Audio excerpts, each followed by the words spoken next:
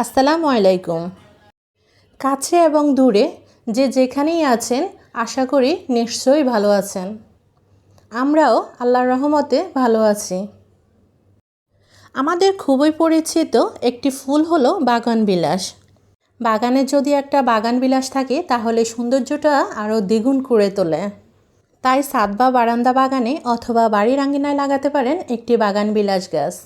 আর আপনি যখন গাছ ভর্তি ফুল দেখবেন তখন আপনার মনেরও শান্তি, চোখেরও আরাম। এই গাছ ভর্তি ফুল পেতে আছে কিছু নিয়মকানুন। কিছু টিপস ফলো করে আপনিও পেতে পারেন গাছ ভর্তি ফুল। বাগান করা একটা ধৈর্যেরও ব্যাপার আছে। আপনি হুট করে টাকা খরচ করে কতগুলো গাছ নিয়ে আসলেন, সঙ্গে সঙ্গে বসিয়ে দিলেন। রেজাল্ট কী হলো? গাছগুলো মারা গেল কিছুদিনের মধ্যেই। আপনারা এখন যে ড্রামটি দেখতে পাচ্ছেন, এই ড্রামটির মধ্যে আমি একবারে তলায় 1 স্তর মাটি, তার উপরে 1 স্তর কিচেন ওয়েস্ট এভাবে দিয়ে দিয়ে ড্রামটি যখন ভরে গিয়েছিল তখন আমি 1 মাসের জন্য রেখে দিয়েছিলাম। আপনারা দেখতেই পেলেন বীজ পড়ে কতগুলো নয়নতারা গাছ উঠেছে। আর বাগানবিলাস গাছটি কিন্তু আমি আনার সঙ্গে সঙ্গে কিন্তু লাগিয়ে দিইনি, কিছুদিনের জন্য রেখে দিয়েছিলাম। আর 5-6 মাসের মধ্যে এই গাছে কোনো খাবার দিতে হবে না, কারণ এই যে আমি কিচেন ওয়েস্ট দিয়েছিলাম এগুলো আস্তে আস্তে সারে পরিণত হবে। চলুন তাহলে আমরা টিপসগুলো শুরু করে ফেলি। টিপস নাম্বার 1, গাছ টবে প্রতিস্থাপন করলে সবার প্রথমে সঠিক মাপের টব নির্বাচন করতে হবে। গাছ যদি ছোট থাকে তাহলে 8 ইঞ্চি টবে বসাতে পারেন। তার কয়েক মাস পরেই আবার আরেকটু বড় টবে বসাবেন, যেমন 12 ইঞ্চি টবে। তবে বাগানবিলাস গাছ বড় টবে লাগানোই ভালো। টবে গাছ প্রতিস্থাপনের করার পূর্বে পানি নিষ্কাশনের ব্যবস্থা করে নিতে হবে। তাই টবের নিচে ছিদ্র না থাকলে অবশ্যই ছিদ্র করে নিতে হবে। টিপস নাম্বার 2, বাগানবিলাস ফুলের জন্য দরকার পর্যাপ্ত সূর্যের তাপ। এই গাছ রোদ খুব পছন্দ করে।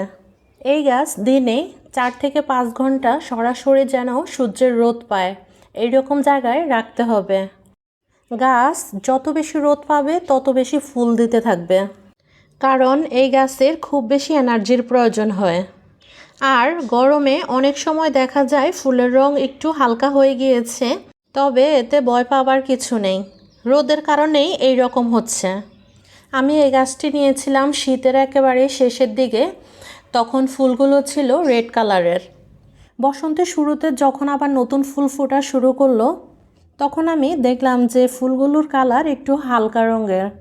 কালার একটু হালকা হলেও সমস্যা নাই, গাছ কিন্তু রোদেই রাখবেন, কখনো গাছকে ছায়াতে রাখবেন না। আমি গাছটি প্রতিস্থাপনের কিছুদিন পর থেকেই মাশাআল্লাহ গাছ ভর্তি প্রচুর ফুল আসছে এবং সব সময় গাছে প্রচুর ফুল থাকে। টিপস নাম্বার 3, ফুল আনার সবচেয়ে ভালো উপায় হচ্ছে গাছে পানি কম দেওয়া। গাছের মাটি যদি ভেজা ভেজা থাকে তাহলে কিন্তু গাছ ফুল দিবে না। তাই গাছের মাটি পুরো শুকিয়ে পাতা ঝিমিয়ে পড়া পর্যন্ত অপেক্ষা করুন। গাছে পানি কিন্তু বেশি দেওয়া যাবে না, মানে গাছটি বেঁচে থাকার জন্য যতটুক পানি প্রয়োজন ঠিক ততটুক পানিই দিবেন। কয়েকদিন এইরকম করলে আপনিও পেতে পারেন গাছ ভর্তি ফুল। আপনারা চাইলে মাটির সঙ্গে শুকনো গোবর আর অল্প কিছু বালি দিয়ে মাটি তৈরি করে নিতে পারেন, কিন্তু অবশ্যই খেয়াল রাখবেন সঙ্গে সঙ্গেই কিন্তু গাছ বসিয়ে দিবেন না।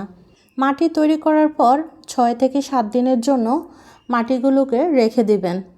সাথে সাথেই লাগালে দেখা যাবে গাছের শিকড় পচে গিয়ে গাছ মারা যাবে। এই গাছ বাড়ির ছাদে রাখতে পারলে সব থেকে ভালো। ব্যালকনিতেও এই গাছ রাখতে পারেন, তবে খেয়াল রাখতে হবে যেন রোদ পায় 4 থেকে 5 ঘন্টা। সবাই ভালো থাকবেন। আল্লাহ হাফেজ।